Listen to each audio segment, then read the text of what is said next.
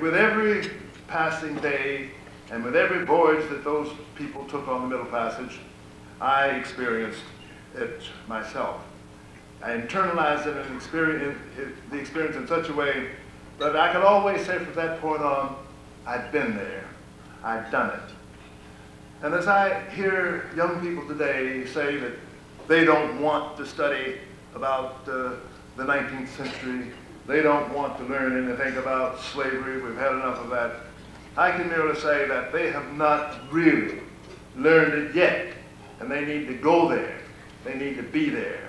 And after that experience, they can afford to say what I now can afford to say, that I have internalized it to the point that I know that I've been there, and I know what a barbaric human experience it was then and now and always.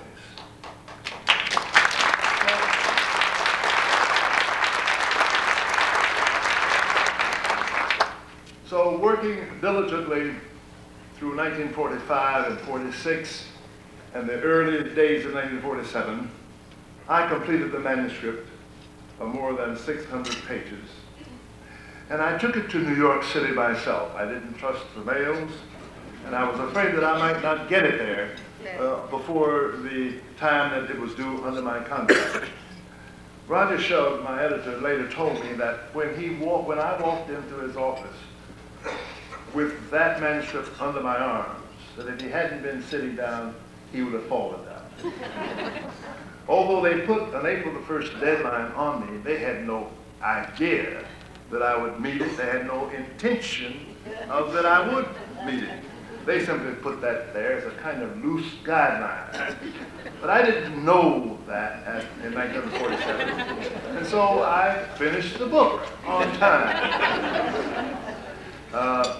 After he told me that, and he said, you know, authors don't finish books on time, I took that for a good sign too, so that now I am 12 years behind in the contract that I have with the Oxford University to publish a book entitled Plantation Rebels, Runaway Slaves. When From Slavery was published on the 22nd of September, 1947, it was immediately reviewed in various magazines, journals, newspapers in the United States. And there was then a mixed reception. The New York Times, then as now, was skeptical of most things, and it was skeptical of my work. I did not know at the time that the reviewer of my book was in the midst of writing one himself on the same subject. He didn't want me to get too far ahead of him, and so he reined me in somewhat by providing with me a less than favorable review. In addition to that, of course, I did get reviews, some much more favorable, in the Saturday Review of Literature, the New York Herald Tribune, and the Southern and some newspapers in the South. But of course, the journals where one wishes to be reviewed very well were very halting in their reviews, and some said that I had gone overboard entirely, feeling as they felt that this was no time to have blacks make any excessive claims about their role in the history of this country. They were also concerned that I undertook to make the history of African Americans a part of the history of the United States. They somehow thought that that was separate and unequal, and therefore ought to be treated separately. But I insisted then, as I did in the next 50 years, that the history of African Americans was very much an integral part of the history of the United States. And indeed, it was not possible to write the history of the United States without writing the history of African Americans along with it.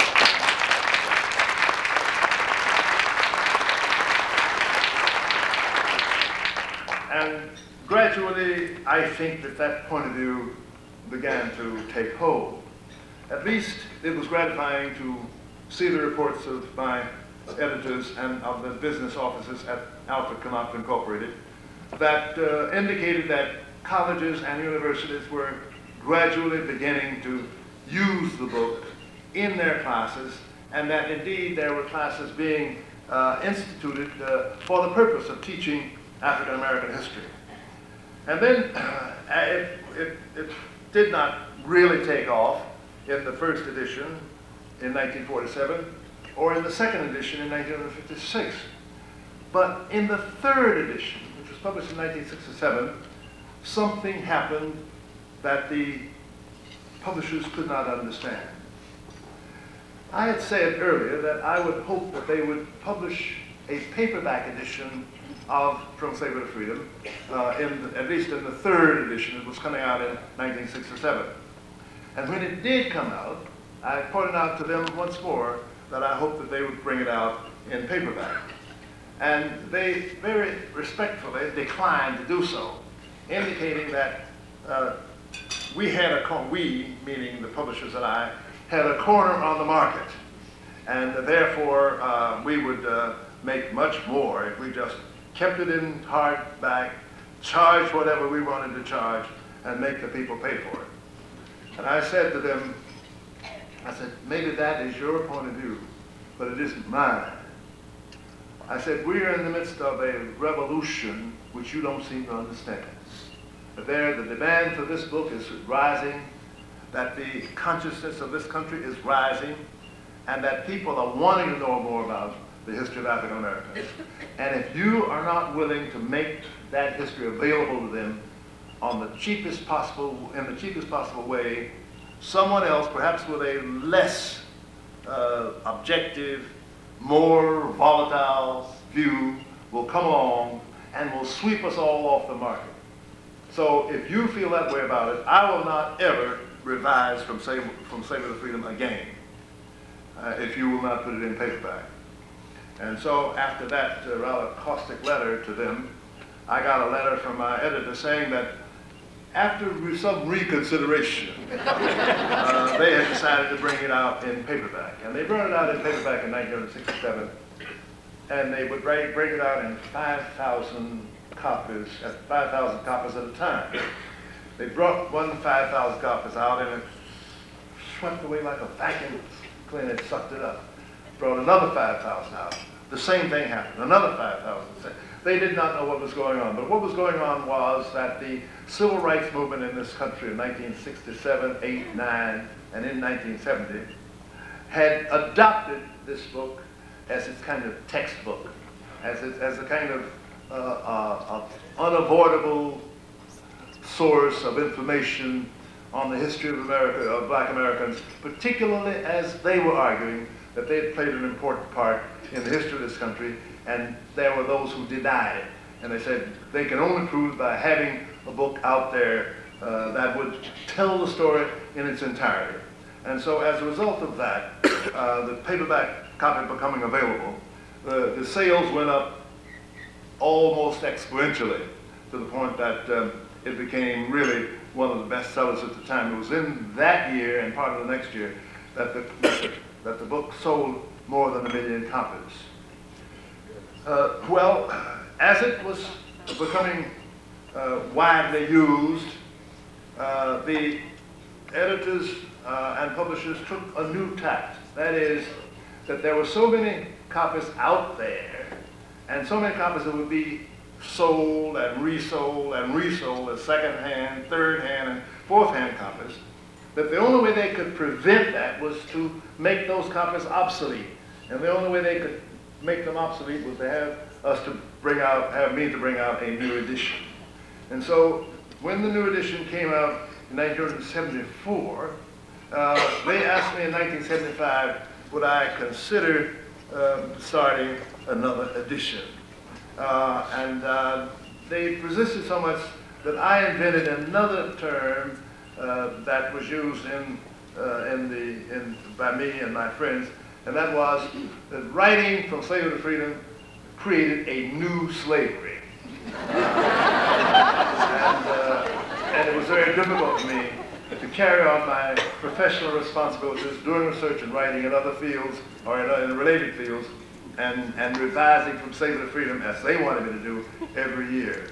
I resisted that, and I still resist it, editions came out in 1974, another in 1980, another in 1988, and another in 1994. You notice that there are 6, 7, and 8 years difference, a separation from one edition to another. And that was extremely important if I was going to do anything else besides that. And then there were other pressures coming on, namely to involve the text or the work in the international sphere.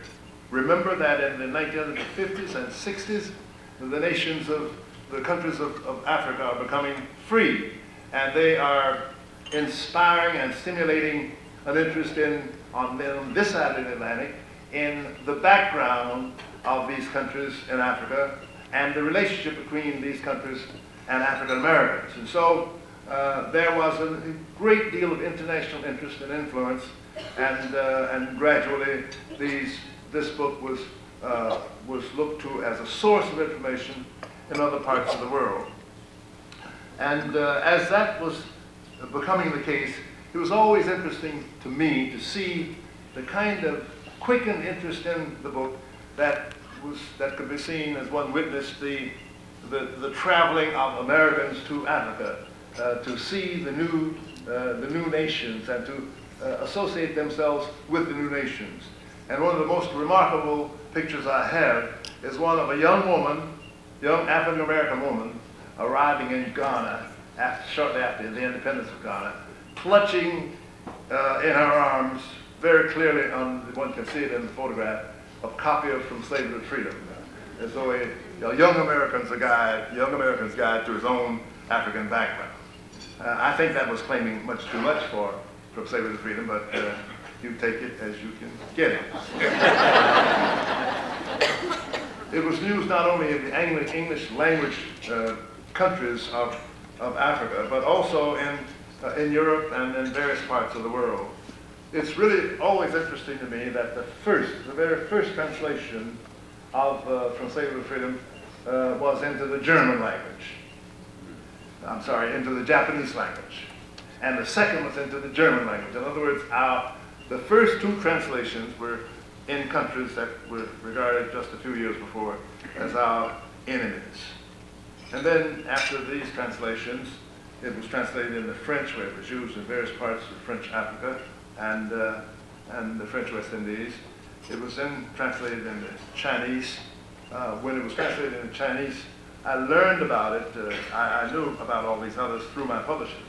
But I learned about the translation into Chinese when the daughter of one of my Chinese friends at the University of Wuhan, where I had been lecturing on the Chinese mainland, the daughter of my Chinese professor friend living in Scottsdale, Arizona, sent to me a copy of the Chinese